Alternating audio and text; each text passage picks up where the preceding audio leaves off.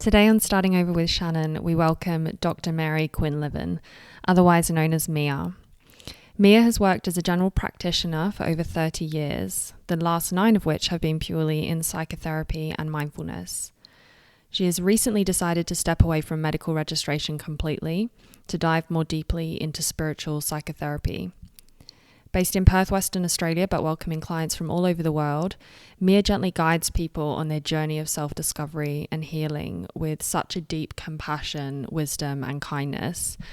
I can say this because I was one of Mia's clients for around 2 years, and despite my initial resistance to doing the work, I credit her with being one of the most influential people in my personal development and life thus far. Some of you may find aspects of this conversation somewhat woo-woo. And for those of you, I absolutely get it. I was one of those people a couple of years ago. But for the next 45 minutes, I ask you for your curiosity and for your open mind, because there are definitely some pearls of wisdom in this conversation that will bring you closer to peace and away from suffering. Mia, thank you so much for being here with us today. Thank you, Shannon. It's a pleasure to be here. So I wanted to ask you, have you always considered yourself a spiritual person? Not at all. So I think when I grew up going to a Catholic school and, had a bit to do with the Catholic Church, I suppose, but never really related to the Catholic Church and its rules and regulations. But back then I was aware of Jesus and Mary, and I was aware of spirit, but it kind of, like most people, it probably got shoved down in my teenagehood and young adolescence, and certainly going through medicine. And it wasn't until I had an episode of very severe insomnia, 20 years down the track, after 20 years in medicine, that I left medicine and started mindfulness. And then it was after that spirituality really came to me. Yeah. So going back to where you started in your professional life, you were a medical doctor in Australia, Perth, Australia. Yeah. At what point did you realize that this was not right for you? I grew up in a family where there was a fair bit of mental illness. Love my siblings and parents, but there was, a degree of depression, anxiety, also autism and schizophrenia in the family. And I had always had an interest in mental health and that getting to the core. It's very painful to watch loved ones suffer. And I think I considered going into psychiatry when I'd finished my medical training, but I didn't love the drugs. I was a little bit scared of that depth of psychiatry, I guess you could say. So general practice was good initially, but I always was a little bit frustrated that you're seeing a patient every 15 minutes. And I just felt like I think even for the whole time, for 20 years, I was a little bit frustrated that I wasn't getting to the core, but I just didn't, I sort of ignored that. And I just kept doing, and the income for the family. Loved my clients, loved my colleagues, but I think in 2010 or maybe 2012, I just literally one day went to bed and didn't sleep all night, and I was due to go to work the next day. And it kind of continued from there. And it ended up that I had to cancel a lot of my sessions. And it took about 2 years, and I gradually wound down from 5 sessions a week to 1 session a week. And even then I was still getting insomnia. So, and my colleagues said to me, they thought I was depressed and wanted me to take medication, which I did try. But it wasn't, what I know now was it was my soul speaking up saying, you don't want to do this anymore. You don't want to do this surface stuff. There's people coming through every 15 minutes. So although I did do a lot of mental health, and I had done some psychotherapy training in my career. I did Gestalt psychotherapy for 2 years.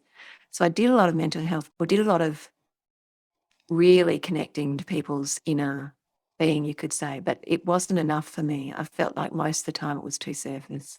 And also the general practice setting, the medical setting, full stop, it facilitates glossing over, band-aiding. It doesn't facilitate really seeing what's going on in someone's life. Yeah, that's exactly what I was going to ask, actually, because I think in many aspects of our society. So you can say your experience in the medical industry, but I think in lots of industries and sectors, we focus on treating the symptoms rather than the causes. And I'm not sure if you think in medicine there was perhaps, like you say, band-aiding, a quick fix, a let's just prescribe something to ease people's pain without having a deeper investigation, of what Yeah. that is. Yeah, absolutely. And unfortunately, that means that they're never going to be healing and they're always going to be relying on the system, more and more medication. And unfortunately, in today's world, there's a fear of going deeper. There's a fear of seeing what's the whole system here, not just the presenting symptom, but the spiritual, emotional, psychological component that's involved. And it means that you're only going to get a quick fix that's not going to be permanent, that's going to end up being, more suffering really, because there's suppressed emotion, there's somatization of people's anxiety into their body symptoms. It costs the medical profession an absolute fortune. Yes, absolutely. And if we did have the courage and the wisdom to start to delve more deep and to see the causations of what's going on in people's lives, then, that's going to be truly healing. And there's bliss in that. So I know you're mentioning these words like courage and wisdom, and I guess embracing our fears to go deeper. What do you suggest that people should do to start this healing journey? The number one thing is be willing to start, because it does take courage. And, when clients first come to me, very often they're caught in their head and they're busy and they don't really want to slow down and they don't really want to see, you know.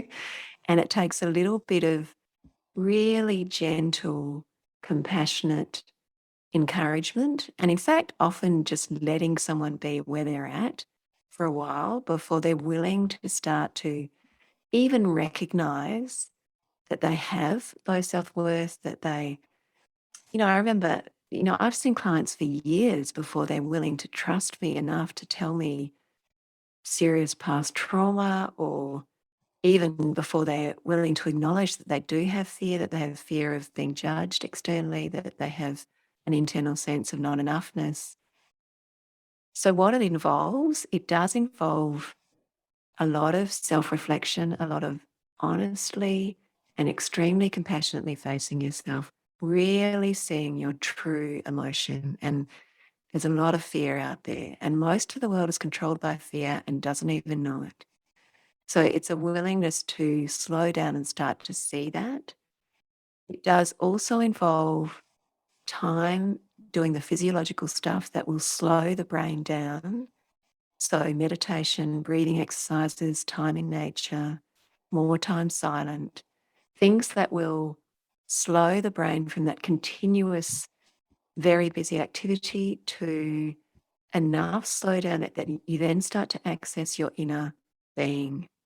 And then you start to hear your inner wisdom and you hear spirit. And spirit is innately loving, innately accepting, and all that self-judgment stuff and that need to get external approval starts to lessen, because you're accessing this bigger, vaster source, this real self. Mm. Yeah, that's beautiful.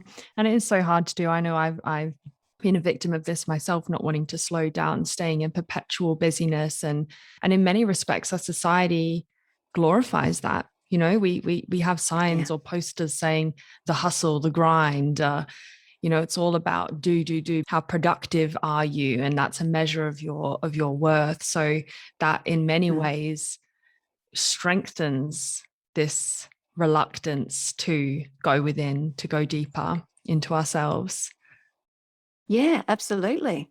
Not to mention the continuous stimulation from social media the whole time, or television, or, and in fact, that race that you call it is really, it's fear. It's all fear-based. It's all about avoiding what we feel inside and avoiding the vulnerability of spirit, of stepping out of this egoic identity that we all cling to, because that feels solid, that feels safe, when in fact It's not all solid or safe, as you know, we can get run over by a bus tomorrow. you know? Yeah, yes, absolutely. Can you just break down what you mean by egoic identity? I think maybe some of the listeners won't be familiar with that. Yeah, sure. So it is that sense of ourself that we have. So it might be the way we look, what we like to do, who we like to be with friends, what we are in our work. And there'll be a whole lot of values and belief systems that go with that. And it's all about external success. So doing the things that we think the world will approve of, that we think friends will approve of, or family will approve of.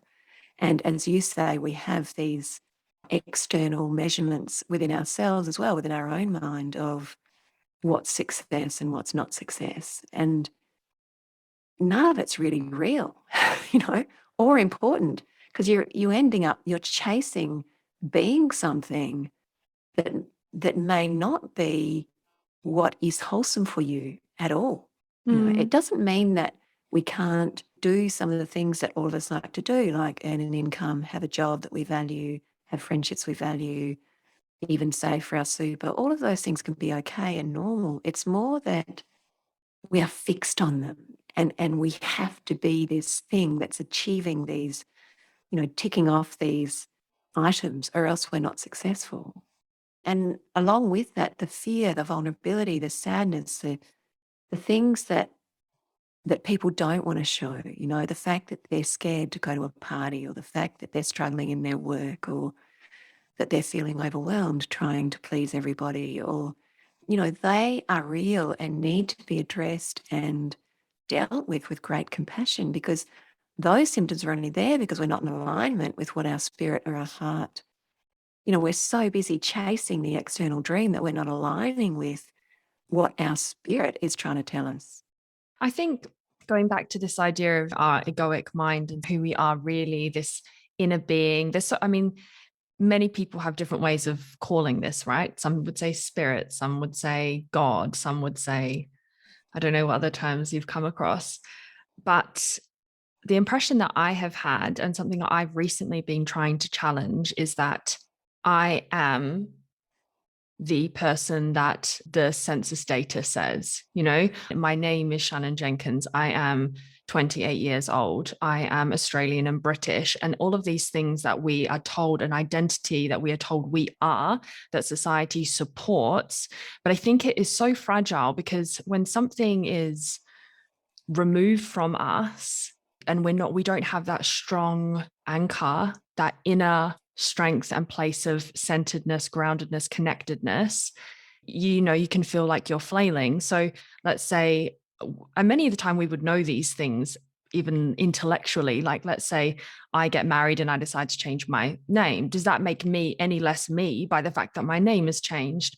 I'm aging. I don't have that job anymore, and all of these external things, as you say, they are fleeting in many ways. They're not permanent. They're temporary. And I think something that you really impart in your work is how to build that stronger center, that stronger base, so that you can handle your external circumstances and the challenges that life presents to you. So Yeah. I'm curious, going back to what we said at the start with, you're not seeing yourself as a spiritual person, even though you had been exposed to Catholicism and stuff growing up. Do you feel like when you were having these wake up calls, well, ironically, wake up calls in your insomnia by staying awake, that your body was kind of telling you in ways to change your external circumstances, but to also go further within yourself? And is that when it really started for you to move into that place of more centered groundedness? Absolutely. Yeah. That was honestly what it was. It was my body literally screaming at me. There had been previous, I think, attempts of my inner being to yell at me. I'd had a serious car accident, which I ignored, and many other things. But it was definitely my spirit trying to wake me up. And just interesting you talk about the ego mind and the identity, because it really was, I had done because I had experienced anxiety aged 18, and, I said I came from a family that was a lot of mental health issues and also depression. When my first child was born, I think I had a period of depression. So I had lots of therapy, lots of facing myself.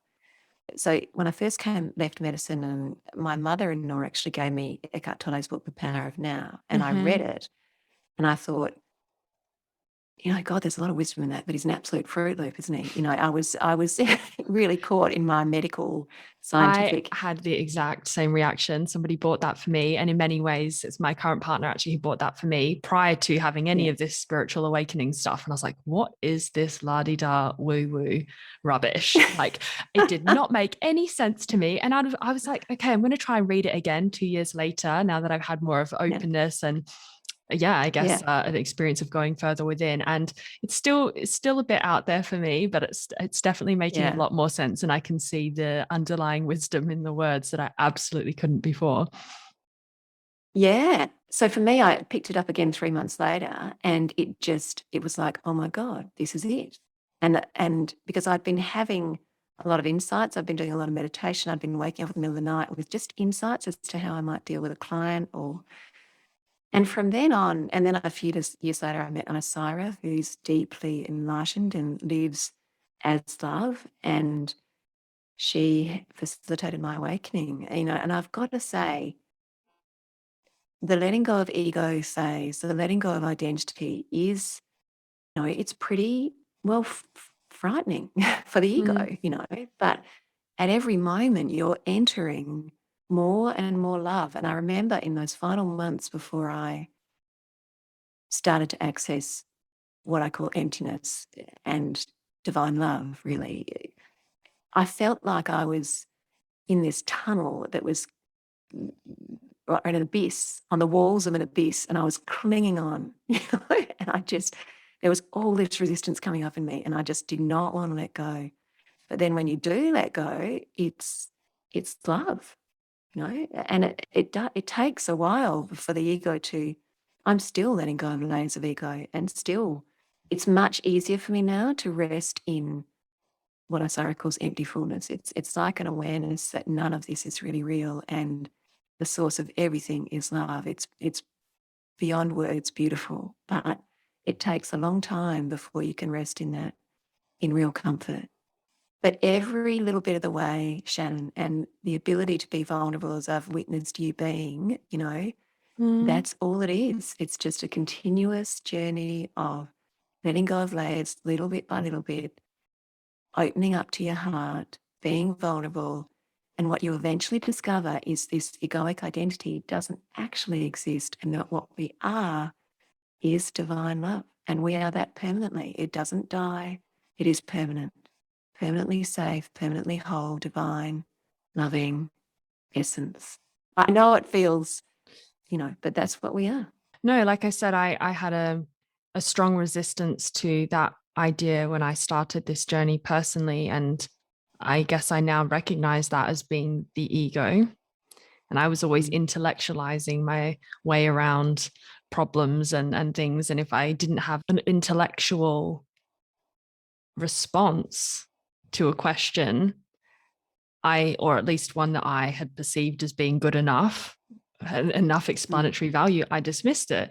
But then I realized how much of this journey is actually so much deeper than the mind. And you really have to find ways to get out of your mind and into your body and connect on a deeper, quieter level to be able to have these realizations. I mean, there are areas of society now where we are increasingly accepting these ideas. Even you speak of vulnerability, that's become with work such as like Brené Brown, a researcher from Texas, United States. She has really brought this to the forefront, and we're starting to accept, okay, we need to be vulnerable and, challenge our ideas of shame to live a life with less fear. And it has a different angle than the spiritual angle, but I'm really enjoying seeing a multidisciplinary convergence, really, of these ideas of needing to be quieter, calmer, more still, more in tune with ourselves. And it's so what the world doesn't want to do, because the other half of the world is speeding up, more social media, 5G, more stimulation, it's But it doesn't work. I mean, it's not working. It's why the planet is in such a state, So that's why there's more and more people. It's why people are suffering. And it's the suffering that then makes us turn inward and start to live from that place that is whole, that is loving. Yeah. In your professional practice, have you ever had an experience, a client with somebody coming in and not having a kind of deeper trauma or something profound and difficult which forced them to change? Has there ever been an instance where somebody has just been like, oh, I'm just not all right, I'm going to get help? Or does it seem to be something like a massive brick in the face kind of, you have to wake up now? Because my experience, like well, was that I was with a narcissistic sociopath and I had a really terrible separation, divorce, legal procedures which followed that I could not escape. I couldn't leave. I had to fight it. I had to confront it. So I was kind of forced into this arena, and like you said, maybe there was accident, your car accident that you wanted to ignore, or your severe insomnia. And I think I hear a lot of these stories of people coming to these questions only after something really significant. And I wonder whether there's ever been an instance for you where somebody hasn't had that and they are starting this awakening journey prior to. I was just thinking about you describing your journey then, and the thought went through my head, God, it was so perfect, wasn't it? It really did make you, center in and I so often I have that thought. Clients will come to me and they'll be describing some disaster, and the thought will be going through my head, this is perfect for you. Yeah. And I'm sure you shouldn't say that at the time. Yeah. They'll probably never come back. That's right. But what was I going to say? Look, mostly there is significant crisis. That's what cracks people open. And then they're sort of struggling. Oh my God, how do I deal with that?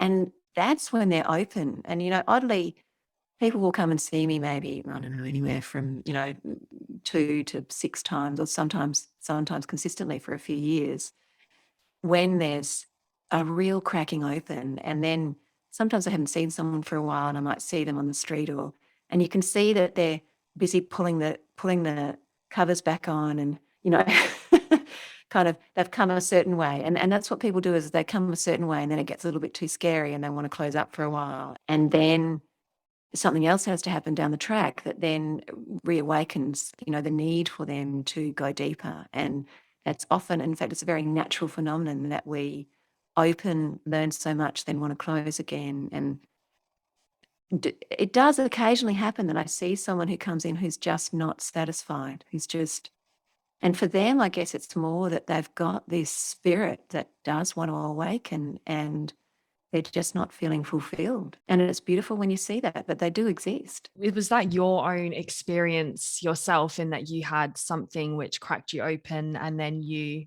started exploring a little bit? Did you do a kind of intellectual learning and then the physiological aspects, like you said, the breath work or the meditation? Did you do those together, or did you somebody passed you the book, Eckhart Tolle, and no thanks, I'll put that back later?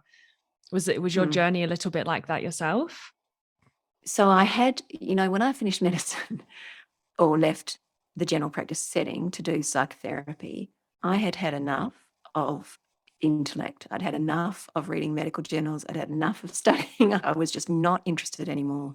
And that was one of the other symptoms that I'd had, was that for the last few years in medicine, I just could not bring myself to read a medical journal. It was like my mind was saying, enough, you want to start listening to something else. And so there was that. Reading Eckhart Tolle the second time was good because it gave me an insight that there was something more. And then after that second reading, I was already doing a lot of regular meditation. I was very consistently doing mindfulness then. And I'd had, God, a lot of years of intermittent therapy and facing myself. So you could say that I was ripe for the picking, I guess, in terms of spirituality.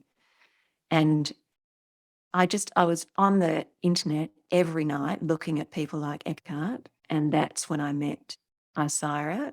I saw her online, and she's so deeply awakened. She's here purely in service, and it's like being with someone she is permanently resting in love. And so she's it's been like a moth to a flame, you know.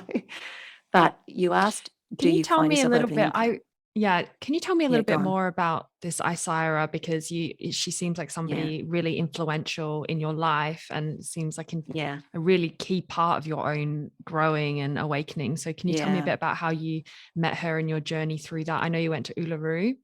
Perhaps you could yeah. mention a little bit So I there. first saw her online, just on YouTube, and I thought, you know, she's like Eckhart and like many others. I looked at Gangaji and Adyashanti, and, you know, I'd looked at lots of teachers, but I thought, she's in Australia, and that's fantastic. That means I can go to one of her seminars. And also, she did counselling at the time. She doesn't anymore. I was experiencing this phenomenon where I went away with friends for a week, and I really struggled with the continuous social chit chat. I was getting to a point where I just couldn't do it anymore. I loved them. They were lovely beings, but it was like, I guess what you mentioned earlier, that continuous surface phenomenon. I found it really hard, and like literally would end up in tears and couldn't sleep. And so I rang Isara when I got home and sort of said, this is happening to me and I don't know why. And she said, that's all right. I find it really difficult as well. She's learned how to do it, how to be with people. But so that was I had a counselling session with her and just received deep wisdom, and then started going to her workshops from there. And I remember the first workshop, you talk about resistance, I had headaches, my neck was incredibly tight. I had all this anger towards her. I kept finding things wrong with her. I just, you know, like immense resistance, because I think I knew or my ego knew she was like the beginning of the end. You know, she was going to, and Yeah. she certainly, I mean, we have to do the work. We all have to be willing to do our own work, but she was such a deeply present space and so unconditionally loving as well, that she's been, yeah, it's like she's the mirror that shows you what we really are and holds the space, the gentle space for the ever deepening awakening into that.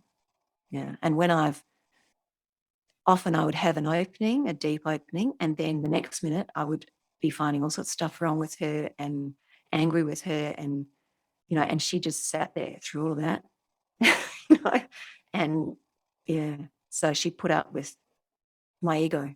There is Yeah. something very special in somebody being able to sit with you, Yeah.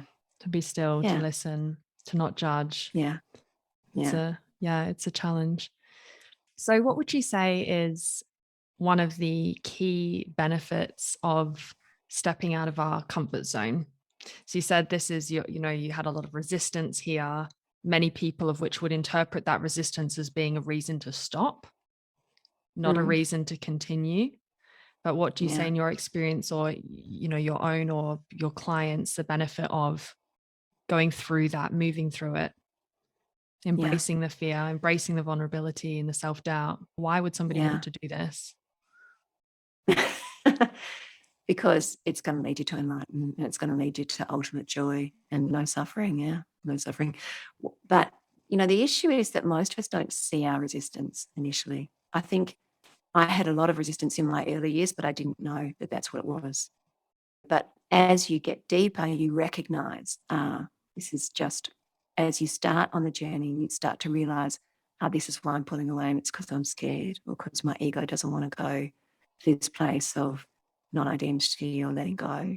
And the thing is, it first of all, your body will be experiencing symptoms if you're not doing it. So if you're not in alignment with your inner spirit, you will be experiencing some suffering in the world, some anxiety, some depression, perhaps some physical symptoms, whatever. Now, you may be happily choosing to ignore that, and that's fine, you know. Mm-hmm. But the truth is, it's often our symptoms that drive us to recognize that we need to come into alignment, even though it feels vulnerable and scary. And you would know yourself that some decisions are terrifying. You know, you don't know where the path's going to go, but it's just that your heart's telling you, this is what I've got to do, you know. But it always, in my experience, it feels more terrifying than it always turns out to be. And I'm sure you could say the same yourself, is that when your heart's telling you to do something, you're getting the sense the heart's telling you to do something, and all this fear is coming up, and You don't really want to step into vulnerability, even if it's something as minor as, you've got a pattern of avoiding opening yourself to love or into the relationships, and you want to learn how to be a bit more open to a new partner and to start to not push them away. And it is terrifying, but your heart knows it's wholesome. And every step of the way, what you're actually doing when you step towards vulnerability is you're stepping towards love. You're stepping through fear towards love. That's actually what you're doing. Yeah, no, that's such a great point. And I completely agree with your comment about life will give you clues in terms of undesirable symptoms. And the thing is, it's like maybe that's why people do come to you and others after a crisis, because you often have a long period of time where they're not that bad that you can kind of live with it. Like, oh, I've just got this kind of dull feeling in my heart, or I'm just feeling like a lack of energy and a lack of motivation in life, but nothing that's so significant that it's like, okay, that kick up the bar, I've got to do something about this. And it's why when I heard you describe your story a minute ago, Shannon, because I do have a lot of the clients that come for one session, and we penetrate a little bit, and I try and go really gently. Now we get inside a little bit, and then it's like, oh my God, I don't want to do this. And they cancel the next appointment and I don't see them again, And I always hope that at least it was a little beginning, a little opening. But the benefit of being caught like in something that you were in is that, there's no escape. You've just got to do the work, And that's really valuable. And I think it was the same for me when I left general practice. The insomnia was so bad. I just had to get good at meditating. I had to get good at accepting my emotion. There was no choice. As a means to sleep, or? Yeah. That's where I actually started meditation as well, was to go to sleep without having a racing mind and thoughts, and I sort of built from there. But I think I don't know who in the world is ready, willing, and able to work through their emotional, psychological difficulties all the time, because it is tiring as well. But I think one of the benefits that I have certainly had in pushing through, yes, cracking open, but I think stopping there sometimes, it keeps you in that fear space. If you're confronted by your anxiety or pain or whatever it is that you're feeling, and then you retract, you move back, you're still stuck in that space and it's uncomfortable, and then you need to find a means to distract yourself or to numb your pain, whether that be scrolling through social media or having a drink or gambling or whatever it is. We all have our vices. But I had this moment a couple of weeks ago, and I think I probably couldn't have done it without coming to you for as long as I did, because I think you were really that person who held me there in love and compassion and safety, also to be able to go deeper and to be curious. And I think it sort of helped me move through. And now I still need help from other people, but I have more of the tools to be able to do it myself at times.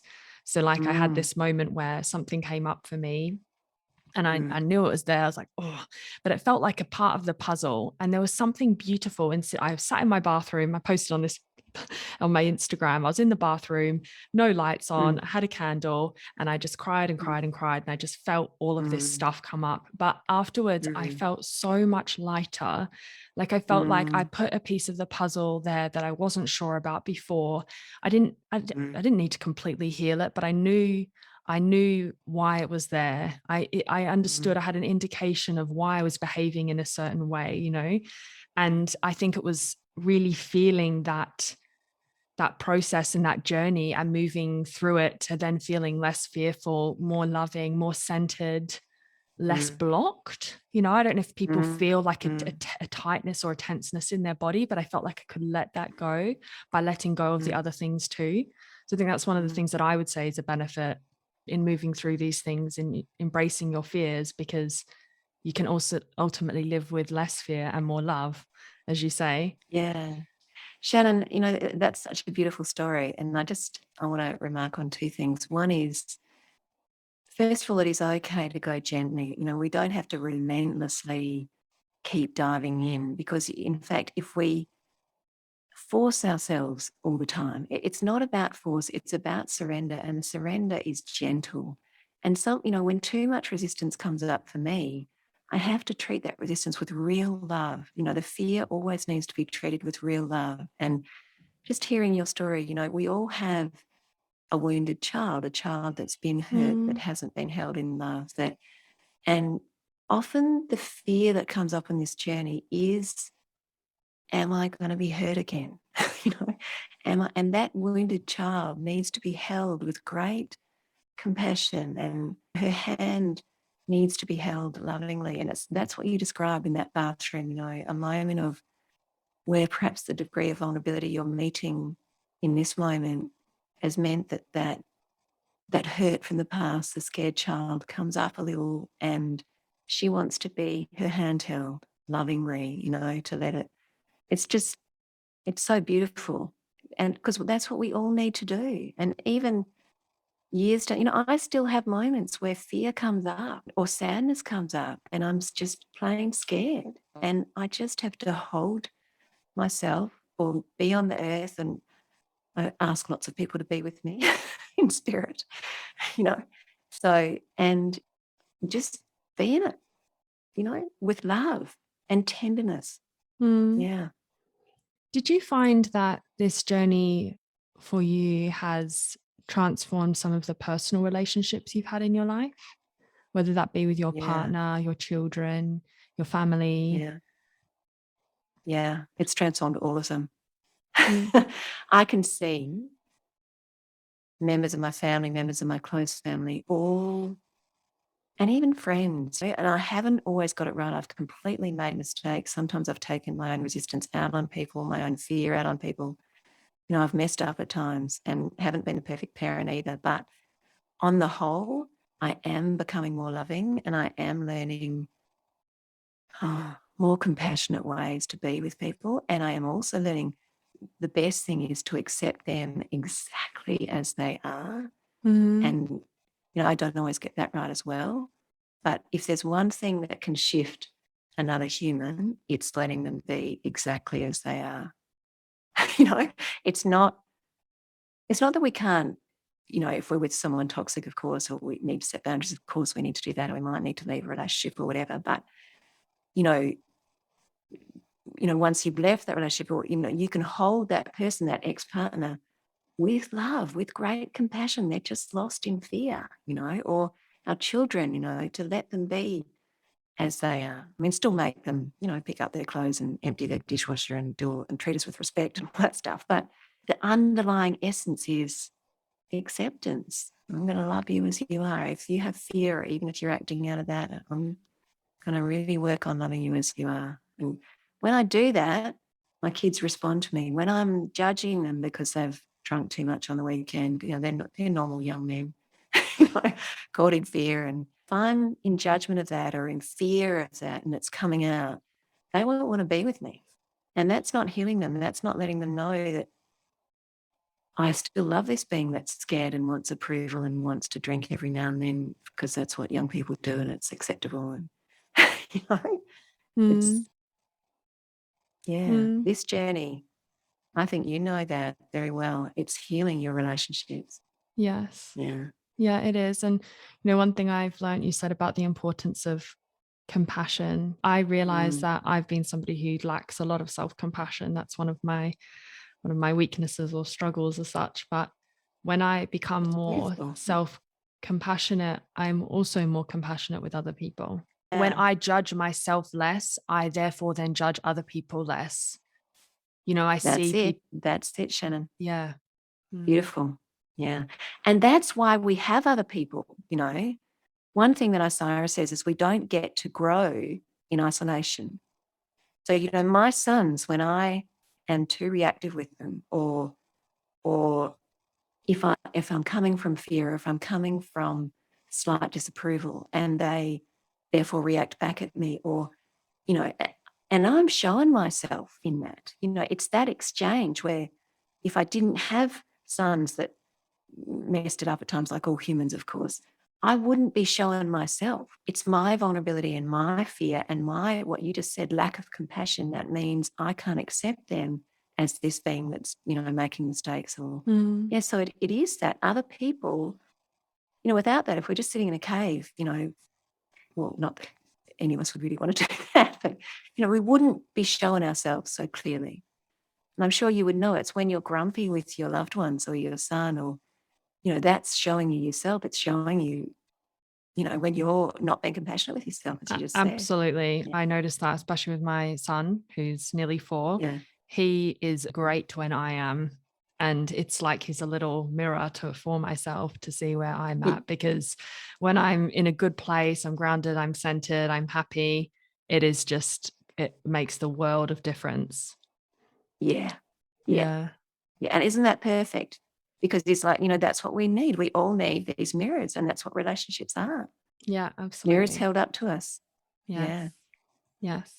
So I'm going to move through to a final fast few questions. So first, I'd like to ask you, Mia, what is one practice that you think we can implement to be more in tune with our inner selves?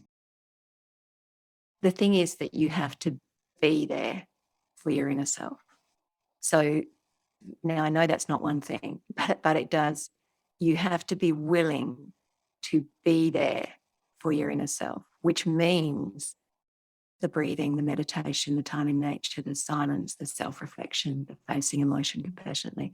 Often it's good to ask yourself, am I willing to listen to that inner self? Because quite often we're not. We don't want to hear it, Mm. So, yeah. So taking the time to ask ourselves if we're willing to listen to what we need, what we feel. Yeah. Mm. Yeah. Yeah. Second, what is one quote or affirmation that resonates with you that you think would be something to share? Yeah. When I first hear that, the thing that always comes to me is I am love. And that's actually, Isara's got these things called attunements. She has 7 attunements. And I am love is a statement of absolute truth. It is the truth of what we are. It's irrefutable. And so when I say that, it's just what comes to me. I am love. That is the core of what we are. It's the core of what you are, the earth, the trees. Now, I know many might struggle with that. Things might come up. A whole lot of resistance might come up, but it's beautiful. And that's one for me. I am love. And it's what we all ultimately want as well. Yeah. Yeah. And what we are. Yes. Yeah. So lastly, what is one piece of advice that you would give to our listeners who are on or want to embark on this journey to meet their inner selves? Any takeaway? Yeah, one piece of advice. There may be aspects of you that don't want to do it, but trust your inner being that is telling you you need to do it. It does take courage. Be incredibly gentle and compassionate and loving with yourself, but keep listening, keep going back. The world needs you to listen to your inner being, because this is why the world is suffering. And we have a chance of healing this planet, not only the people on it, but the earth itself and the animals and the trees. And if we don't, if we're not there for our inner self, it's not going to happen. So keep going. The world needs you to do it. That's beautiful. Thank you. Yeah. Yeah, that really is. Well, thank you so much for your time today, Mia. You have a lot of words of wisdom there to share. So thank you. Thank you, Shannon. It's been a pleasure to be with you. And I so love watching your ongoing growth towards authenticity. It's beautiful. Thank you to Mia, and thank you to all of you listening to this podcast. I hope you're feeling inspired and encouraged to step through fear and vulnerability in the knowledge that the gift of love and joy will be there for you when you do. I'd love to know what you thought of this episode, so please reach out to me on Instagram and please share it with others. In the meantime, have a great week.